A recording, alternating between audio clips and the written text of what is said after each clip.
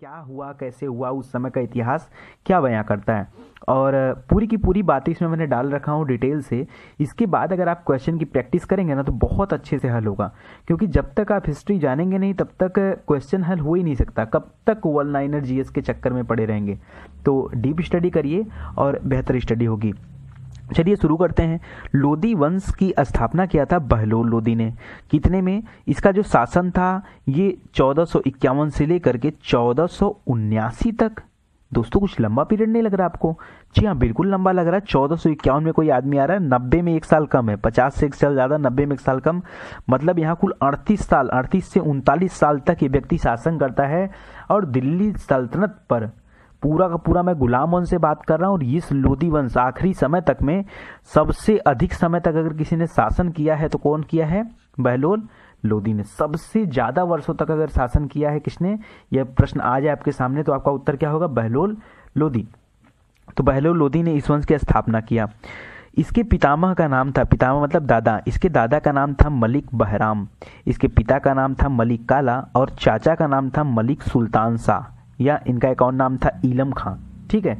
लोदी जो है ना दोस्तों, इसकी जाति थी। लोदी क्या थी? इसकी जाति। जैसे हम लोग पढ़ते हैं ना नितिन गुप्ता, तो इसमें क्या हो गया? जाति। तो जो जाति है वही इसका लोदी था। ठीक है। नाम इसका बहलोल था, लोदी इसकी जाति थी। कोई दिक्कत आपको यहाँ तक?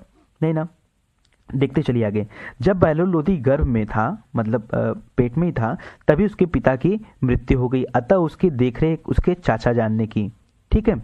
अलाउद्दीन आलम शाह, आखिरी में हमने पढ़ा था तुगलक वंश का सैयद वंश का आखिरी शासक अलाउद्दीन आलम शाह। ठीक है। अलाउद्दीन आलम शाह क्या करता है? परेशान होकर अपने वजीर से परेशान हो जाता है, और परेशान होकर अपने राज्यपाट को छोड़ करके कहाँ शिफ्ट हो जाता है? बदायूं।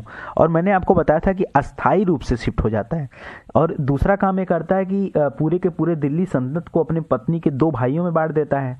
दोनों अपने में मार काट कर लेते हैं, एक तो मर जाता है, दूसरे को जनता ने मार दिया। ठीक है। इस कठिन परिस्थिति में लोदी वंश जो है सामने आता है और दिल्ली सल्तनत की गद्दी पर कब्जा कर लेता है। तो अलाउद्दीन आलम शाह वही है, ठीक है, जो बदायूं में चला गया। तत्पश्चात लोदी क्या किया था? दिल्ली सल्तनत पर आ गया था और उसने गद्दी संभाल ली, पूरा नियंत्रण अपने कब्जे में ले लिया था। हालांकि हमने आपको ये बताया था कि अलाउद्दीन आलम शाह से के पिताजी से इसकी दोस्ती भी थी, बहलोल लोदी की ना, क्योंकि उनको एक युद्ध में बचाने के लिए आगे आया था जब महमूद, गुजरात वाला महमूद आक्रमण कर रहा था। पिछले वीडियो मैंने बताया था, तो आप याद करके चला करिए। जब लोदी ने दिल्ली सल्तनत पर कदम रखा उस समय इसने उपाधि धारण की, गाजी की उपाधि। ठीक है। यह प्रथम अफगान साम्राज्य था जो दिल्ली पर अपना शासन या हुकूमत चलाने के लिए आया था। और अफगान शासकों की, अफगान साम्राज्य की एक महत्वपूर्ण शाखा और भी थी जिसका नाम था साहुरवेल। साहुरवेल, ये शाखा का नाम है साहुरवेल शाखा। ठीक है, याद रखिएगा। अच्छा, एक दोस्तों फेमस आदमी यहाँ पे था जिसका नाम था अब्दुल्ला, जिसने किताब लिख रखी थी तारीख दाऊदी। तारीख दाऊदी। जब वो अपने इस तारीख दाऊदी में उसने कहा था कि इसके बारे में बताया था बहलोल लोदी के। एक्चुअली में कुछ इसके बारे में बातें जान लीजिए।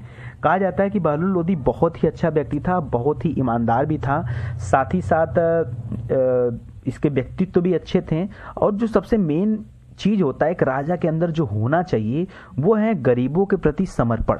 ठीक है, वो इसके अंदर था, वो इसके अंदर था। बहुत ही मिलनसार टाइप का व्यक्ति था।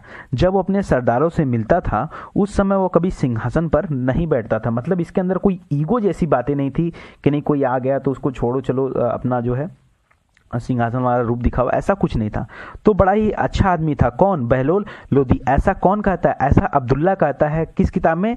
तारीख दाऊदी में। इसके अलावा दोस्तों एक बात और बता दूं, यहाँ पे एक घटना आपके सामने आएगी। होती क्या बड़े आसानी से, आपको लग नहीं रहा कि बहलोल लोदी को दिल्ली की गद्दी मिल गई, कोई भी परेशानी नहीं होगी, कुछ ना कुछ तो होगा ना। इतनी बड़ी गद्दी पर एक पूरा वंश समाप्त हो रहा है, दूसरा वंश आ रहा है बिना दिक्कत समस्या के आए, ये समझ में नहीं आता।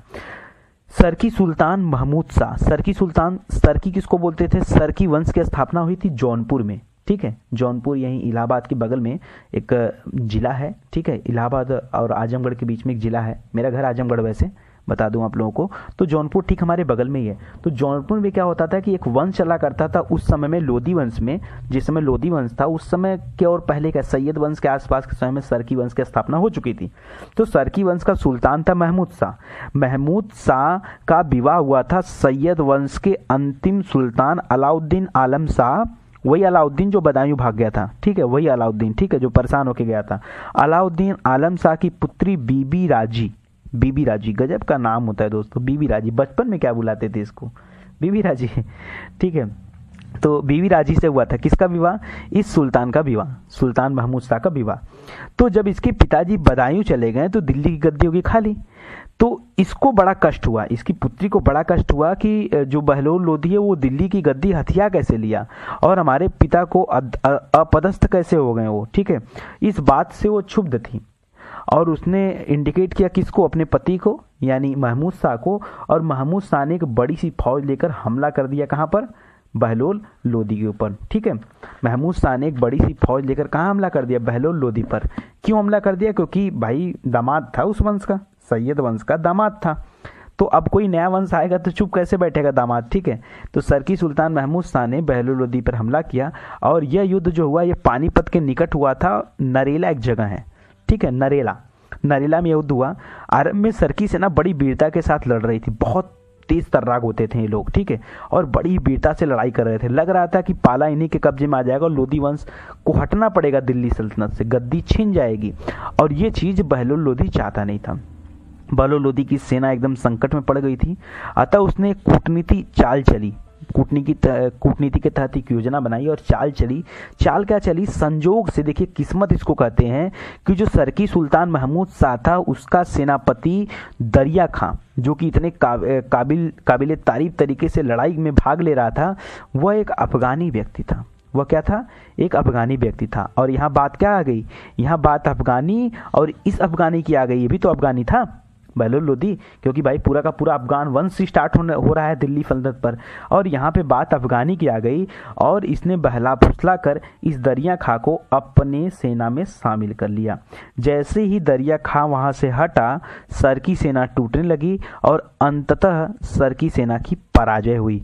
इस पराजय में सरकी सेना को बहुत बड़ा मूल्य चुकाना पड़ा। कौन सा मूल्य पता है, अभी तक तो जौनपुर में स्वतंत्र राज्य था, घोषित हो चुका था सैयद वंश के समाप्त होते होते, फिर से जौनपुर दिल्ली सल्तनत के अंडर में आ गया, ठीक है।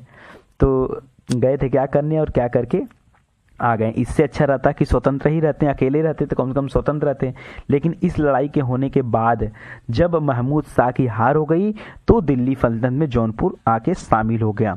तो इसके पहले हमने आपको बताया कि सैयद वंश और उधर तुगलक वंश के बाद से लेकर, मतलब मोहम्मद बिन तुगलक के बाद से लेकर के कोई भी ऐसा राजा नहीं था दोस्तों जो स्वतंत्र जो प्रांत हो गए थे अलग अलग, उनको एकजुट करता, ऐसा कोई नहीं था। लेकिन थोड़ा सा प्रयास, थोड़ा सा, बहुत ज्यादा नहीं, थोड़ा सा प्रयास बहलोल लोधी ने किया।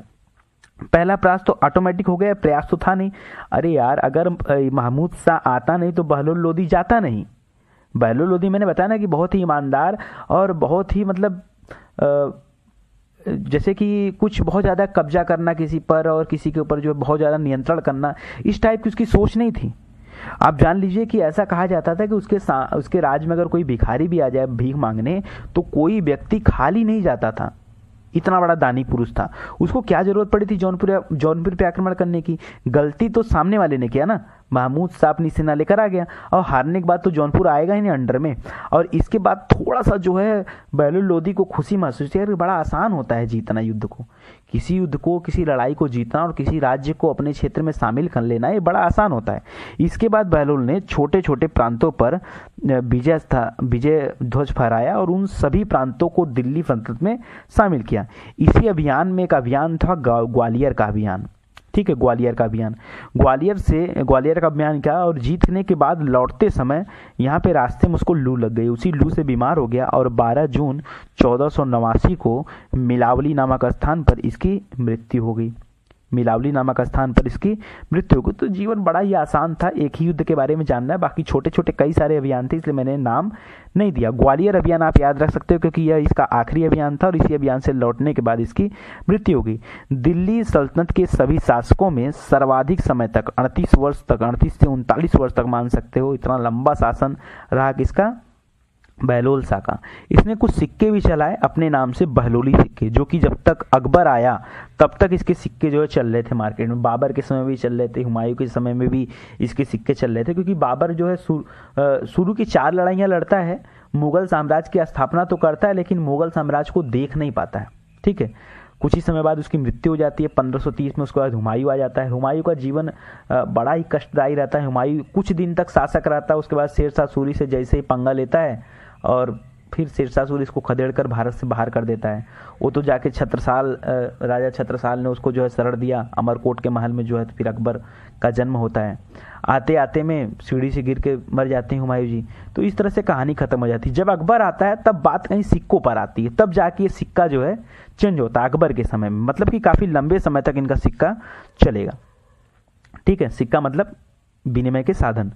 उसने हिंदुओं के प्रति कट्टरता नहीं रखी, मतलब एकदम उदारवादी शासक था। मैंने बताया आपको कि बहुत ही उदार था, बड़ा ईमानदार उदार। इसने किसी के प्रति ऐसा नहीं कि हिंदुओं के प्रति नहीं रखी तो मुसलमानों के प्रति रखी थी। ठीक है, इसके पहले के जो शासक थे वो कहीं ना कहीं हिंदू मुसलमान में भेदभाव करते थे, लेकिन इसने नहीं की। बल्कि उसने अपने सरदारों में कई प्रतिष्ठित हिंदू सरदार भी थे इसके दोस्त, जैसे रायकरण सिंह, रायदादू, राय नरसिंह। ये लोग क्या थे, इसके अच्छे सरदारों में शामिल थे, मित्र में शामिल थे। और कहा जाता था कि कोई भी व्यक्ति इसके दरबार से खाली नहीं लौटता था। तो मैंने आपको पहले ही बता दिया। तो कुल मिला जुला के इसका इतिहास बड़ा ही अच्छा रहा है बहलोल लोदी का। ठीक है, इसके बाद जो अगला शासक आता है इनकी मृत्यु के बाद, लू से मरने के बाद जो अगला शासक आता है वो आता है सिकंदर लोदी। 1489 से लेकर के 1517 ईस्वी तक कौन है, सिकंदर लोदी। सिकंदर लोदी जो है बहलोल लोदी का पुत्र था और इसका मूल नाम था निजाम।